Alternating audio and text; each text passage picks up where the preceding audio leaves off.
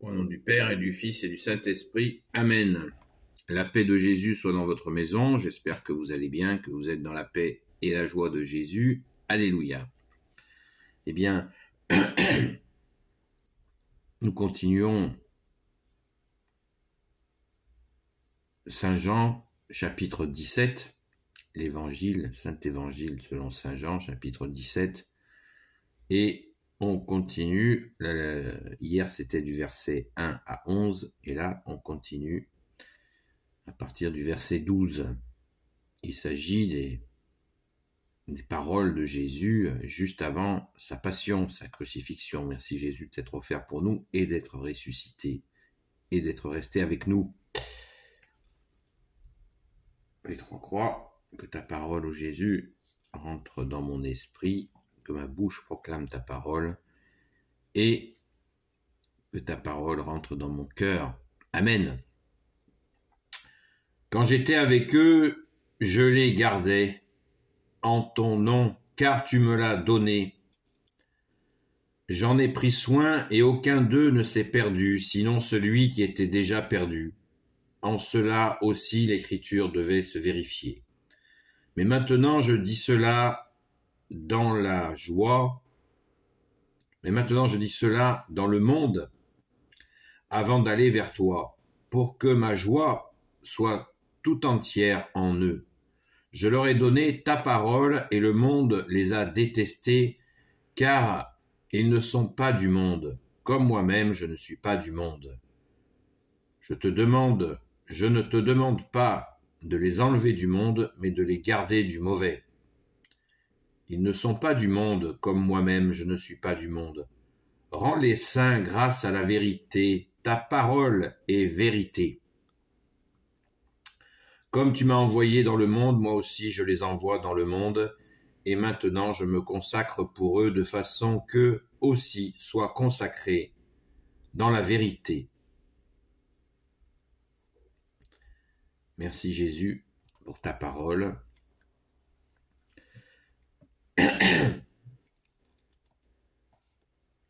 On peut continuer pour terminer le chapitre et comprendre à quel moment vient cette parole. Je ne prie pas seulement pour eux, mais pour ceux qui croiront en moi grâce à leur parole. Verset 20, je ne prie pas seulement pour eux, mais pour ceux qui croiront en moi grâce à leur parole. Qu'ils soient tous un comme toi, Père, tu es en moi et moi en toi. Qu'ils soient aussi en nous, pour que le monde croie que tu m'as envoyé.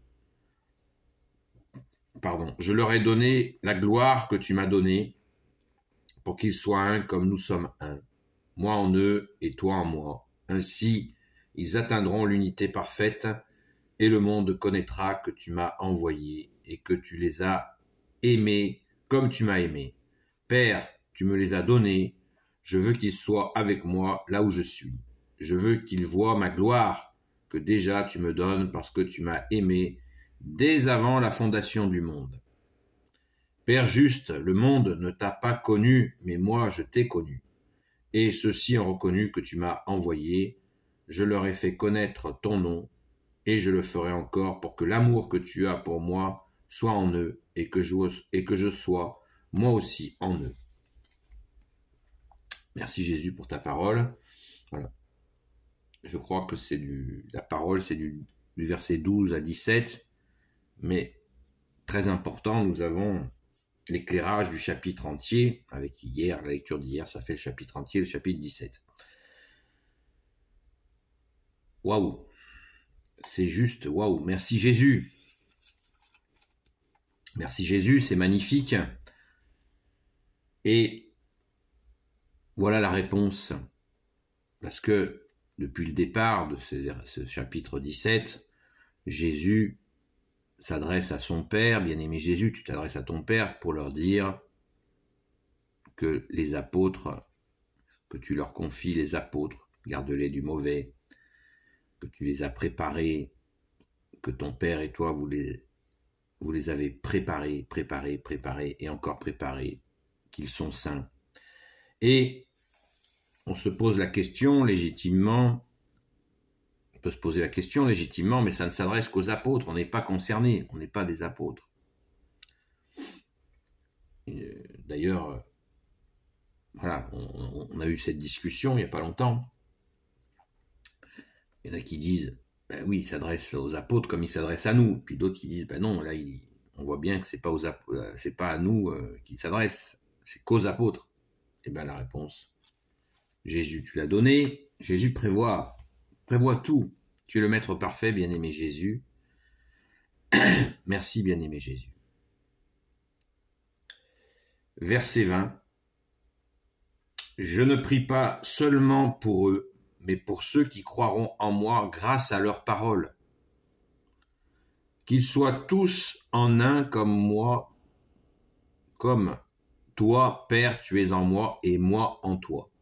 Qu'ils soient eux aussi en nous, pour que le monde croie que tu m'as envoyé. Donc au verset 20, bien-aimé Jésus, tu nous dis, je ne prie pas seulement pour eux, mais pour ceux qui croiront en moi grâce à leur parole. Donc, tout ce que les apôtres vont évangéliser, eh bien Jésus demande à son Père qu'il soit bien protégé du monde, protégé du mauvais, hein, pas retiré du monde, mais protégé du mauvais. Donc,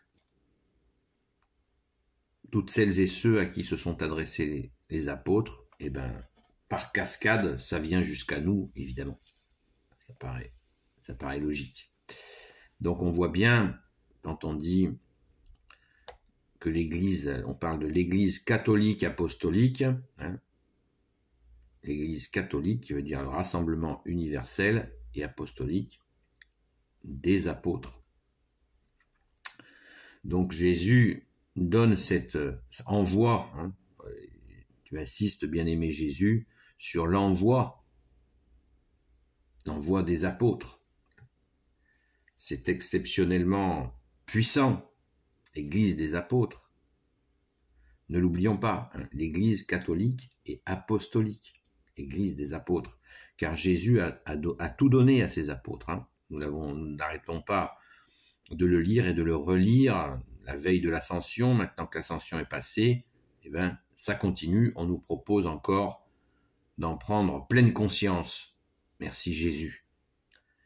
Quand Jésus donne mission à quelqu'un, il ne fait pas semblant. Voilà.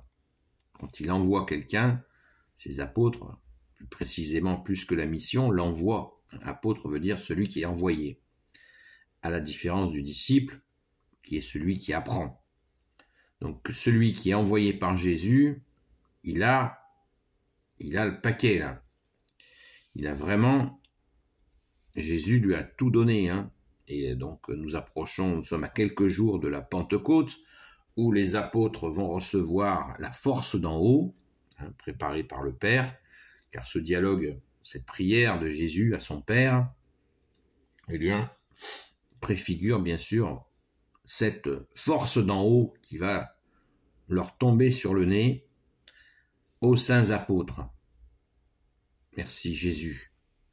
Donc, il y a une exception, c'est celle de Judas, qui a été retirée, et ça nous est précisé dans le verset 12. « Quand j'étais avec eux, je les gardais en ton nom, car tu me l'as donné. J'en ai pris soin, et aucun d'eux ne s'est perdu, sinon celui qui était déjà perdu. En cela aussi, l'Écriture devait se vérifier. » C'était la Sainte Écriture dans l'Ancien Testament.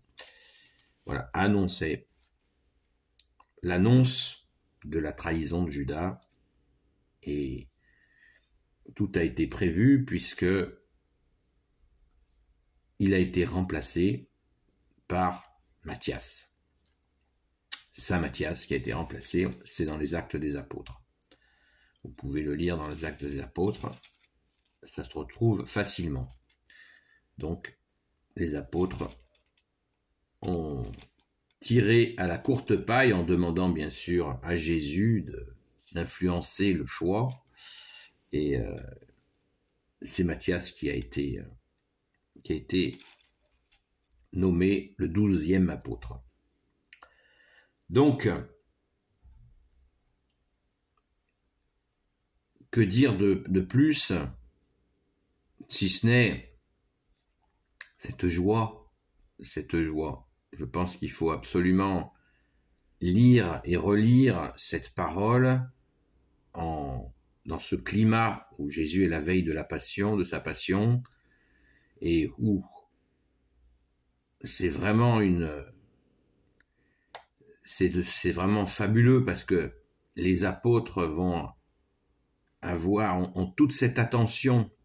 On peut même pas imaginer, on peut un petit peu imaginer, mais pas beaucoup,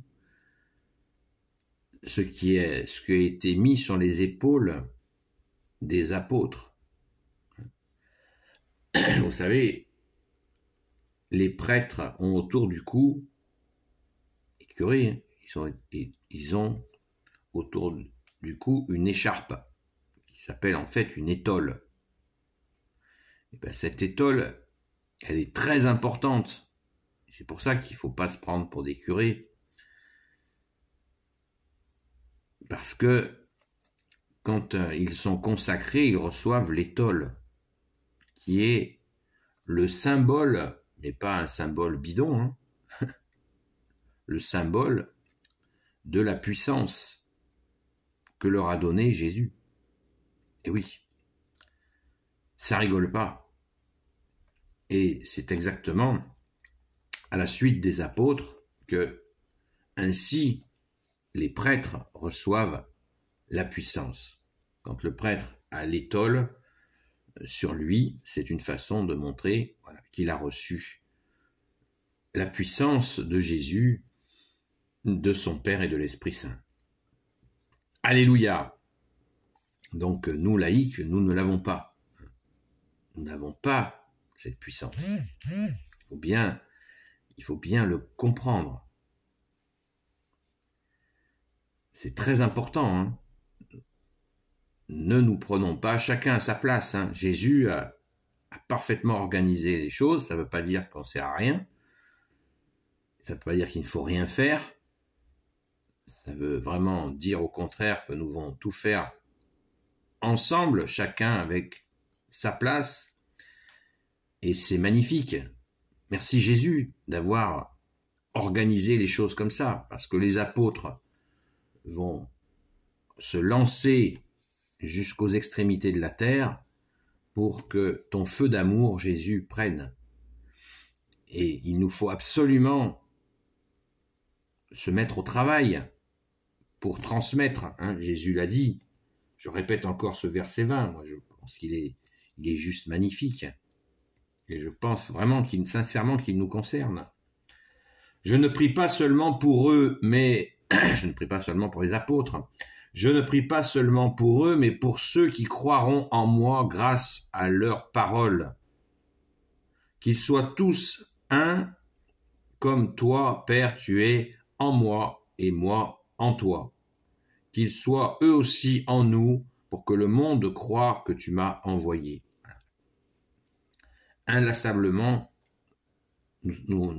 Jésus, tu nous rappelles ta mission que tu as accomplie, que le Père t'a donné de sauver le monde. Hein, pour que le monde croie que tu m'as envoyé. Et on le voit quand nous évangélisons, quand nous transmettons Jésus, eh bien, il y en a pas mal qui grincent. Et ça coince. Quant à croire que le Père a envoyé son Fils pour sauver le monde. Pourtant, des sauveurs, on entend sans arrêt parler de sauveurs. Après, on s'aperçoit très vite que c'était bidon. Voilà, quelqu'un sur qui on ne peut pas compter, etc. Et pour ce qui est de Jésus, eh bien, comme on ne te voit pas, bien-aimé Jésus, eh bien, beaucoup, ils sont dans le doute. Voilà. Ils s'interrogent. Est-ce que c'est vraiment vrai ? Voilà. Et puis, il y a un climat de suspicion. Je pense que le mauvais est derrière ça. Parce que quand on a façonné les gens dans les écrans, il y a tellement l'habitude de croire que ce que l'on voit, même si on se fait bananer au kilomètre sans arrêt, les gens continuent à croire ce qu'ils voient. Et puis après, ils se font piéger, on le voit, avec des espèces de montages vidéo qui circulent en vidéo, des trucs absolument effroyables.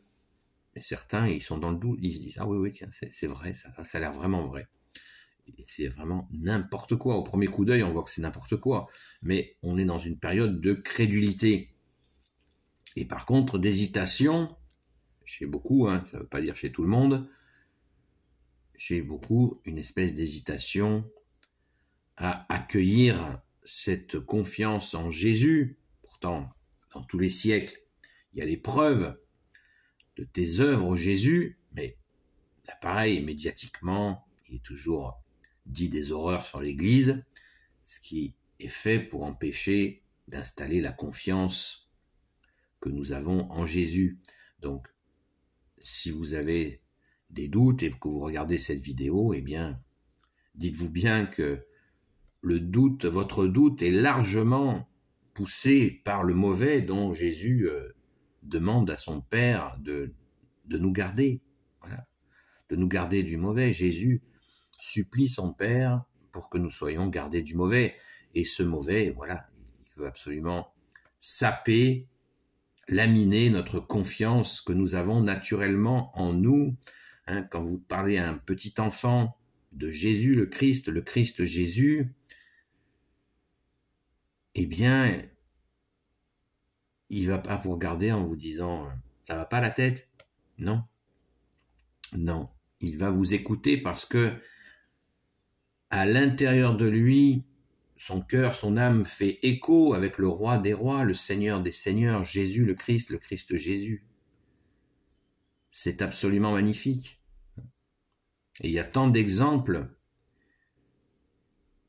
quand nous parlons de Jésus avec justement avec des personnes qui ne sont pas parasitées par trop de médias, trop d'écrans, de télé en particulier, eh bien, ça se passe très bien.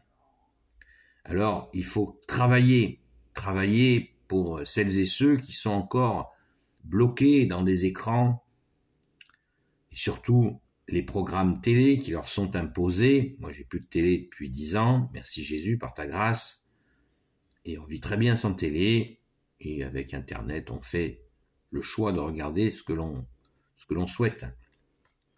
Et au moins, c'est nous qui avons le choix. Mais bien sûr, il y a énormément d'âneries sur Internet, des horreurs aussi, mais nous trions, nous pouvons trier. Alors quand un programme est établi pour nous sur la TNT, c'est tout décidé, on ne sait où. Donc, il faut absolument aider ton Père Jésus, et t'aider toi, et aider l'Esprit Saint à nous garder nous-mêmes du mauvais. Nous comptons bien sûr en premier sur toi. Avant même de compter sur nous-mêmes, nous comptons sur toi, Jésus. Cette supplication s'adresse à son Père, elle s'adresse à nous pour que nous soyons gardés du mauvais. Donc, nous te faisons confiance, ô Jésus, pour nous garder du mauvais. Merci Jésus. Alléluia. Mais il nous faut travailler. C'est vraiment être disciple de toi, bien-aimé Jésus, ça veut dire apprendre de toi. Nous apprenons tout de toi, bien-aimé Jésus. Alléluia, merci Jésus. Béni soit le Père, le Fils et le Saint-Esprit. Amen. Ô Jésus, toi qui peux tout et qui portes tout, toi le Sauveur, toi l'Emmanuel, je te confie toutes celles et ceux qui regarderont cette vidéo ainsi que leurs proches selon ta sainte volonté, ô Jésus. Sainte Marie, Reine des cieux, toi l'Immaculée Conception, toi qui écrases le serpent, toi qui as la lune sous tes pas, toi notre Mère, Notre-Dame. Saint Joseph, toi le juste et le saint, toi le sage, toi la terreur des démons, toi le saint gardien de la Sainte Église catholique apostolique. Sainte Marie-Madeleine, notre chère sainte patronne, chère grande sœur, et vous tous les saints et saintes, amis de Jésus, Saint Michel Archange, qui est comme Dieu, Saint Gabriel Archange, Saint Raphaël Archange et tes anges guérisseurs, et vous tous les anges qui servez Jésus, je vous confie toutes celles et ceux qui regarderont cette vidéo, ainsi que leurs proches, selon ta sainte volonté, ô Jésus. La paix de Jésus soit dans votre maison, bienvenue aux nouveaux abonnés, et à très vite. Et j'en profite pour faire coucou à cette personne que j'ai rencontrée à l'église hier matin. Nous prions pour toi et ta famille. Alléluia, à très vite.